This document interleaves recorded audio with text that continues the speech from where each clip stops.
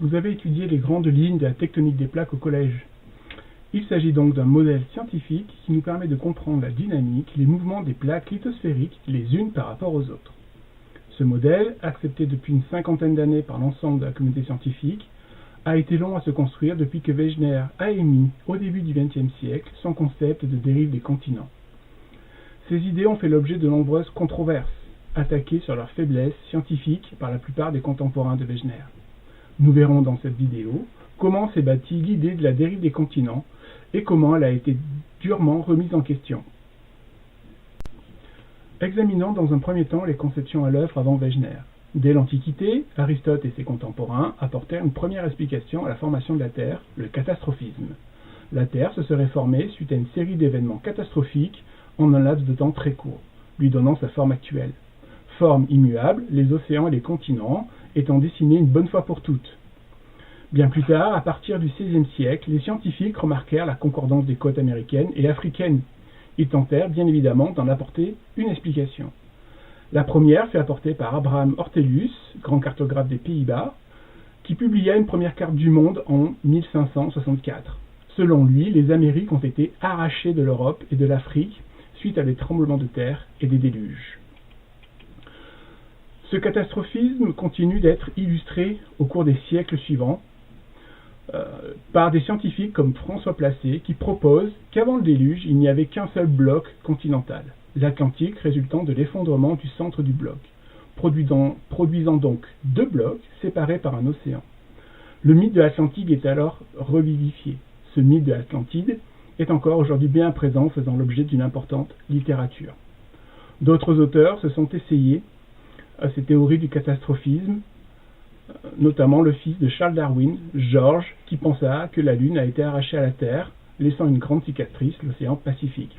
Bref, jusqu'à la fin du XIXe siècle, le catastrophisme est largement dominant, jusqu'à ce qu'un géologue autrichien, Edward Suez, n'émette les prémices d'une tectonique des plaques. Avant d'aborder les conceptions de Suez, voyons les idées avancées par Marcel Bertrand et Émile Hogg. Marcel Bertrand affirme en 1887 que l'Amérique du Nord et l'Europe formaient autrefois un seul et même continent. Il appuie sa démonstration par le prolongement des chaînes de montagnes européennes sur le continent américain. Ce continent se serait effondré en son centre pour constituer l'océan Atlantique.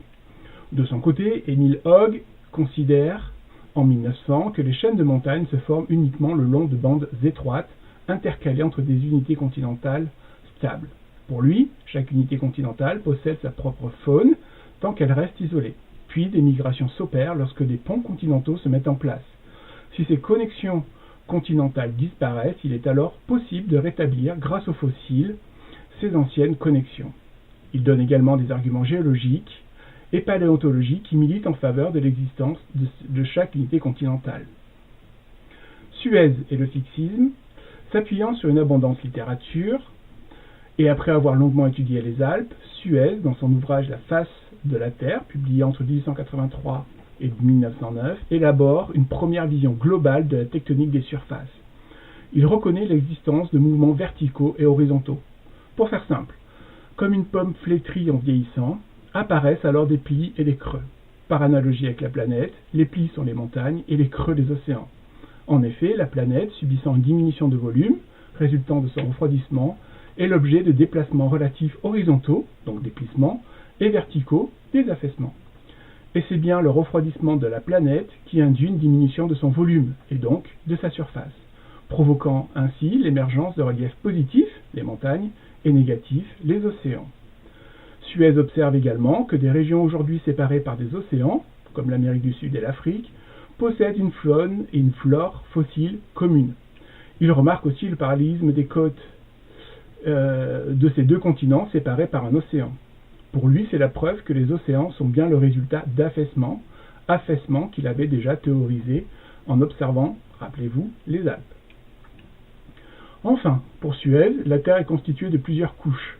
Un noyau en fer en son centre, un manteau silico-magnésien, le CIMA, et les continents constitués de matériaux plus légers, riches en silice et aluminium, le SiAl. Le SiAl est donc en équilibre sur le CIMA. Les mouvements énoncés précédemment sont donc à l'origine des mouvements possibles du SiAl et du CIMA. Il démontre qu'une montagne, donc constituée de scial, s'enfonce plus ou moins dans le CIMA en fonction de son altitude.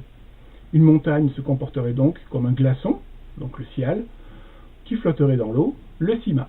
Lorsque la montagne s'érode, la racine de celle-ci se réduit. Finalement, à la fin du XIXe siècle, les tenants du fixisme sont largement dominants, le refroidissement du globe terrestre et l'effondrement des ponts continentaux apportant une explication satisfaisante aux observations faites par les géologues. Mais l'exploration des fonds océaniques commence. Les premières lignes de télégraphe transocéaniques sont posées à la fin du XIXe siècle. Et on remarque alors plusieurs choses. Les océans sont profonds, jusqu'à 5000 mètres. Le fond est inégal, chaotique et parsemé de montagnes.